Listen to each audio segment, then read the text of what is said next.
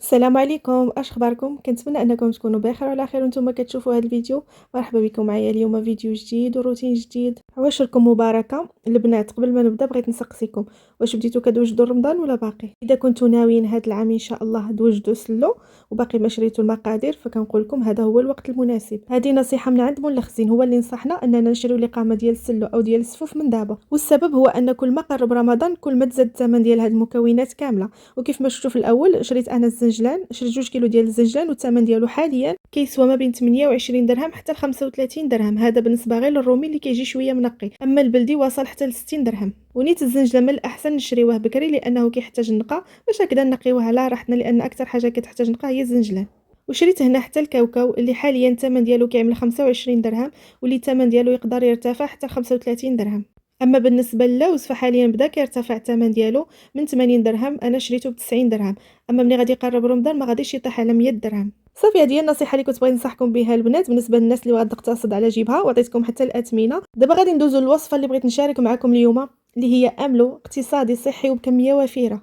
وغادي نبداو باول حاجه هي الكاوكاو. هذيك الكاوكاونيت اللي شريت غادي ناخذ نصف الكميه، عندي هنا كيلو، غادي ناخذ نصف الكميه اللي هي نص كيلو.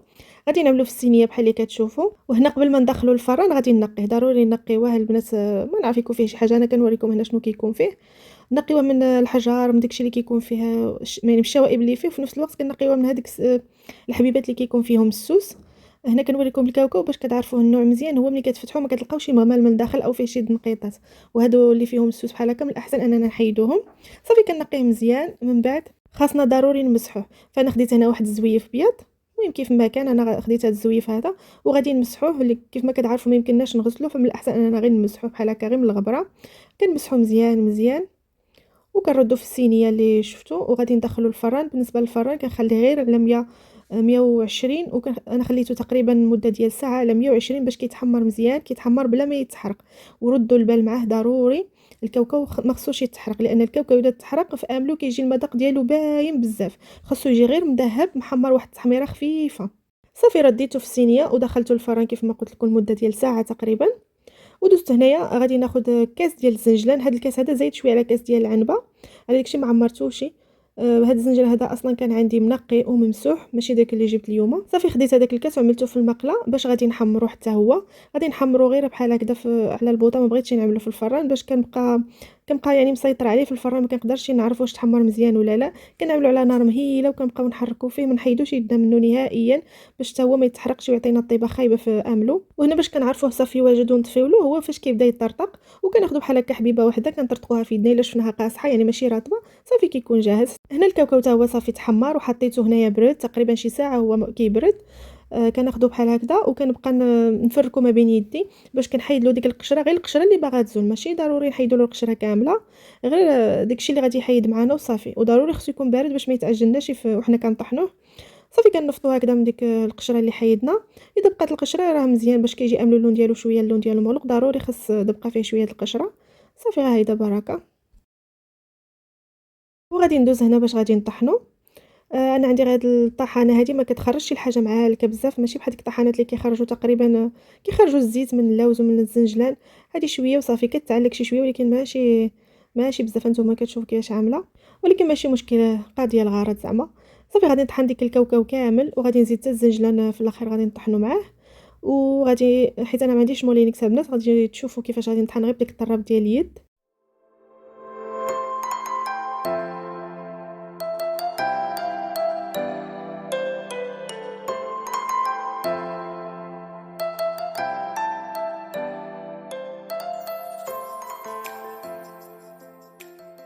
هنا صافي طحنت كلشي، الكاوكاو حتى الزنجلان. وخديت كيف ما قلت لكم حيت انا ما عنديش المولينكس، فغادي نطحنو في هذا الكاس هذا ديال الماء ولا ديال العصير. كناخذ كميه من ديك الكاوكاو مع الزنجلان وكنعمل فوق منهم الزيت. ضروري هاد الايامات شفت وحده في الفيسبوك حاطه عملت امل واقيله في المولينكس وتفرق لها الزيت كامل، يعني ما تخلطش داكشي نهائيا. فهذه احسن طريقه تعملوها باش ما يتكور لكمش الكاوكاو ولا اللوز. اغلبيه كاوكاو اللي كيعمل هاد القضيه هذه. يتكور وكيطلق الزيت ديالو وما كتخلط حتى شي حاجه. فانا كنعمل كميه ديال الكاوكاو وكنزيد فوق منها الزيت وكنحرك بالمعلقه، عاوتاني كنزيد الباقي ديال الكاوكاو والزيت وكنحرك بالمعلقه هي الاول، عاد غادي ندوز نطحنو. وهنا زدت المليحه. البنات في هذه المرحله اللي بغا يزيد السكر كلاصي ولا العسل، هذه هي المرحله اللي تزيدوا فيها. انا راكم واقيلا بديتو كتعرفوني ما كندخلش السكر في اي حاجه، غادي نعملو غير المليحه وصافي، ما بغيتوش يجي حلو صافي. وكنطحنو هنايا كيف ما كتشوفوا، عندي غير ديك طربت اليد هو اللي كنقضي به الغرض.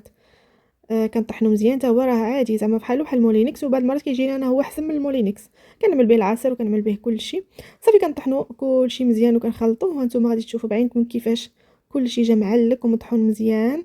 صافي هنا املو ديالنا ها هو واجد. قضينا بديك الشيء اللي عندنا، كيجي صراحه صحي واقتصادي. كنقول اقتصادي لان عاملينه بزيت الزيتون. زيت الزيتون حاليا راه رخاص، نص يطرو ديال زيت الزيتون مع نص كيلو ديال الكاوكاو وكاس ديال الزنجلان كيعطينا يطرو تقريبا ديال الاملو. ايوا نتوما ضربوا الحساب اذا كنتو بغيتو تشريو غير قريعه صغيره وشحال كيطيح.